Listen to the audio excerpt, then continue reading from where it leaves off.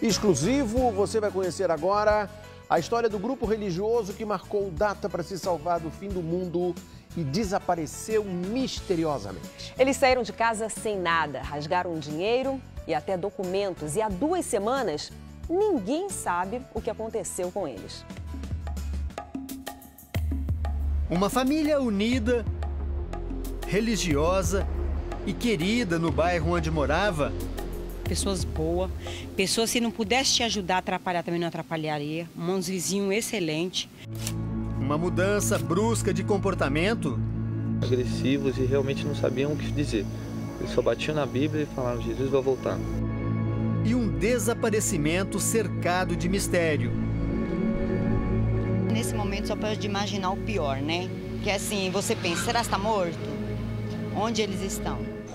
Era aqui, neste bairro de Diadema, na Grande São Paulo, que seu Pedro morava com Dona Antônia e 2 filhos, Henrique, de 22 anos, e Thaís, de 18. Há 2 semanas, a casa está vazia. A filha adotiva, Patrícia, mora nos fundos com o marido e 2 filhos pequenos. Seu Pedro trabalhava como vendedor. Sempre foi um homem pacato e religioso. Mas, segundo a filha, de repente, o comportamento dele mudou radicalmente. O vendedor passou a pregar contra as igrejas em geral. Ele também falava de forma agressiva e radical sobre o fim dos tempos e a volta de Jesus. Usava a Bíblia de maneira assim que é para metralhar mesmo, né? Não tinha um diálogo, né? Uma conversa mansa, pacata. Era aquela coisa, né? Ou você aceita ou você não aceita. Criticava as vestimentas, anéis, pintura de cabelo. Tudo ele questionava, né? Falava que estava errado. A mudança influenciou a esposa e os 2 filhos. Dona Antônia abandonou o emprego numa firma de alimentos onde trabalhava há 14 anos. Henrique, que terminou a faculdade ano passado, estava noivo e tinha um bom emprego. Largou tudo para seguir a crença do pai. Thaís trabalhava no setor de RH de uma grande empresa e também abandonou o emprego. Era a filha mais apegada ao pai. Que a minha sobrinha, ela sempre foi muito obediente, ela não fazia nada para desagradar o pai dela. Às vezes combinava dos primos sair e o pai não queria porque é balada, ela falava assim: tia, eu não vou porque eu não quero que o meu pai não confie mais em mim. Ela não saía. Seu Pedro, Dona Antônia, Henrique e Thaís estão desaparecidos. Eles saíram de casa sem levar roupas, dinheiro ou documentos. Até o carro ficou para trás. De acordo com os amigos e parentes, o desaparecimento da família está diretamente relacionado com o fanatismo religioso. Na última vez em que eles foram vistos, o pai, a mãe e os 2 filhos se reuniram com outras 8 pessoas para um jantar, aqui mesmo, na casa onde a família vivia há mais de 40 anos. Este jantar foi chamado por eles de a última ceia. No dia seguinte, todos saíram daqui só com a roupa do corpo e desapareceram. E acabando os 1000 anos, Satanás será solto da sua prisão e sairá a enganar as nações. A reunião aconteceu na casa do seu Pedro no último dia 13, um domingo. Eram 12 pessoas, o número de apóstolos na última ceia de Cristo. Durante o jantar, o grupo fez diversas leituras da Bíblia. Depois eles rasgaram dinheiro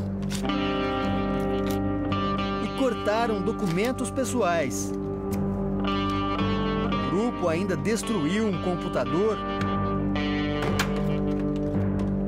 Por fim, deixaram bilhetes e dinheiro para os parentes e foram embora.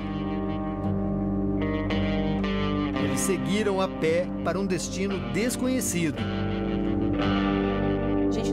A filha adotiva de seu Pedro foi a primeira a perceber que os pais e os irmãos tinham desaparecido. Ela abriu a casa da família para a nossa equipe. Estamos chegando aqui na sala, que está exatamente da mesma maneira que a Patrícia encontrou no dia em que a família desapareceu. Aqui, bom, é o computador, né, Patrícia? É o computador deles, né? Que meus irmãos ficavam acessando no Orkut, né? Era direto. Quebrado, tá quebrado aqui. Eles quebraram, cortaram os fios, né? São esses fios aqui? É, esses fios aqui. Todos cortados? Todos cortados. A televisão, eles cortaram o cabo, né? Os cabos também foram cortados? Foi cortado, né? E a mesa estava exatamente dessa forma? Dessa forma. Com esses bilhetes, Com os né? bilhetes. Isso aqui para você, devolver essa caixa. Um recado mais pessoal, Patrícia. Nós amamos vocês em Cristo Jesus. Carlinhos é seu esposo? Meu esposo. Matheus e Vitor são meus filhos. Carlinhos cuida dela, do Matheus e do Vitor. Deixaram dinheiro também junto com os bilhetes? Deixaram dinheiro, né, com um grampinho, mais ou menos uns R$1.100 reais. Aqui diz, tem R$600 para pagar água, luz e telefone. Esse valor foi dado para mim estar pagando as contas, né? Entre os bilhetes, papéis com anotações de versículos da Bíblia e um ideograma do calendário hebraico. Através do calendário hebraico, que eles falaram que teriam mais ou menos a conta de que Jesus estaria voltando nesse dia 14, às 2 horas da tarde. Amigos e parentes acham que a família foi influenciada por 3 pregadores, Giovanni, Márcio e Roberto, suposto líder do grupo.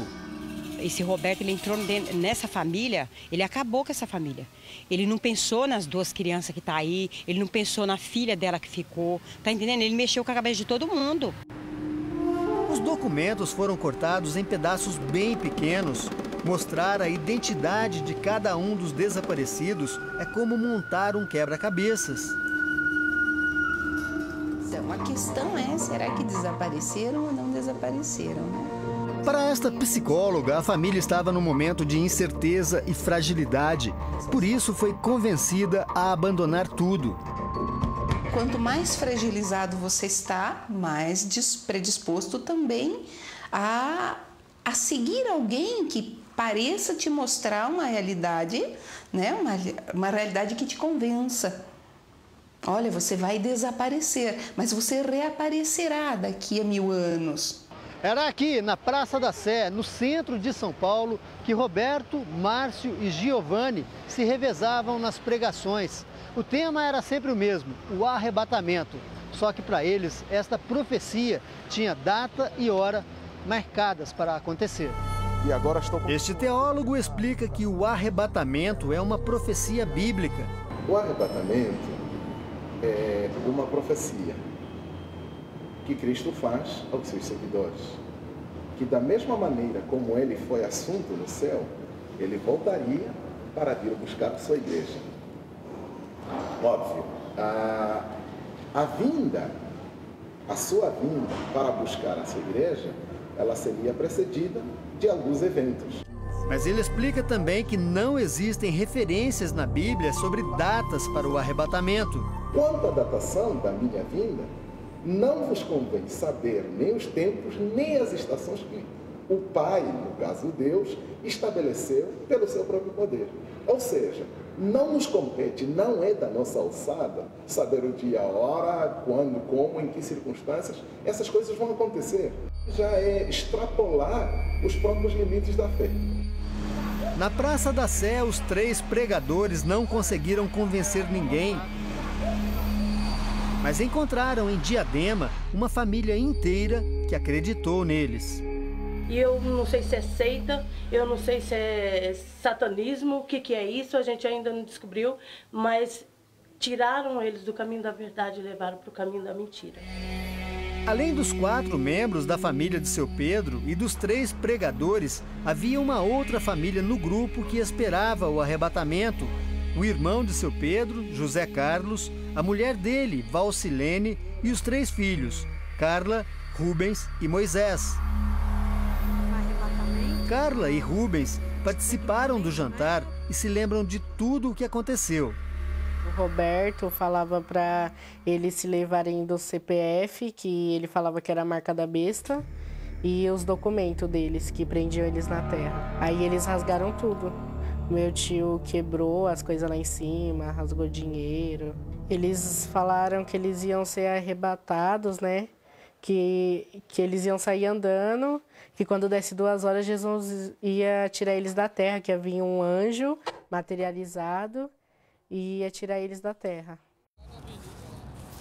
Mas para esta família, a caminhada de destino incerto durou pouco. No meio do caminho, Valcilene resolveu voltar com os filhos para casa. O marido seguiu em frente. Estava levando muito a sério aquilo.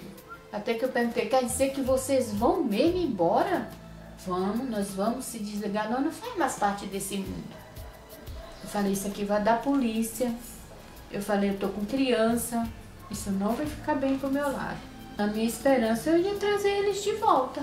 Né? Eu falei, quando as crianças estiverem passando fome e sede, ele vai voltar.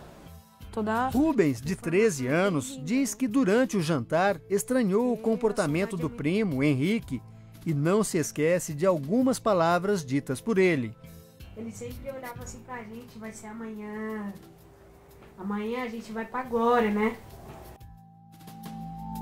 E eu cheguei a ouvir que ele disse, se eu não for, eu posso chegar a me suicidar. Vocês, por favor... Carla diz que o pai deixou uma pista do lugar onde ia aguardar o arrebatamento. O meu pai falou assim que ele ia pegar Fernão Dias, que lá tinha várias curvas, que ia ser mais fácil dele ser arrebatado. Eu não sei se ele seguiu esse caminho. Mostraram também na Bíblia que nos fins dos tempos as águas vão estourar, né? E muita gente como já foi previsto na Bíblia, só que não mais vai ter. E nem foi nada disso, né? Foi um erro do... Desde o desaparecimento das famílias, parentes e amigos fazem buscas na região de Diadema, mas depois de 2 semanas não tiveram nenhuma notícia sobre o paradeiro da família de seu Pedro e Dona Antônia. O homem que convenceu a família de Pedro e Antônia a abandonar tudo se chama Roberto Carlos da Silva e também está desaparecido. Ele era dono de uma gráfica neste bairro em Diadema, mas deixou tudo para trás, inclusive algumas dívidas para a mulher e os 3 filhos. Por isso ninguém da família aceita falar sobre o assunto. 2 boletins de ocorrência foram registrados nesta delegacia de Diadema. A mulher de Roberto foi ouvida pela polícia. Neste relatório, ela conta que o marido teve o mesmo procedimento do restante do grupo, rasgou o dinheiro e cortou todos os documentos pessoais. Por enquanto, a polícia só tem uma linha de investigação. Aconteceu alguma coisa, está com o desaparecimento. O que aconteceu com a família de seu Pedro? Onde está José Carlos? E onde estão os 3 pregadores que convenceram o grupo a abandonar tudo? 8 pessoas, 8 desaparecidos. Para os amigos e parentes, por enquanto, a espera é feita de angústia e incerteza. Como a gente gosta muito deles, tem um apreço imenso, a gente nunca quer pensar no pior. A saudade é muito grande, né? Nosso pai, tio, tia, prima, todo mundo, né? As crianças precisam de um pai para acompanhar na escola, em tudo. Mas afinal, o que levou essas pessoas a acreditar que 2011 é o ano do fim dos tempos e que poderiam ser arrebatadas por uma força superior com dia e hora marcados?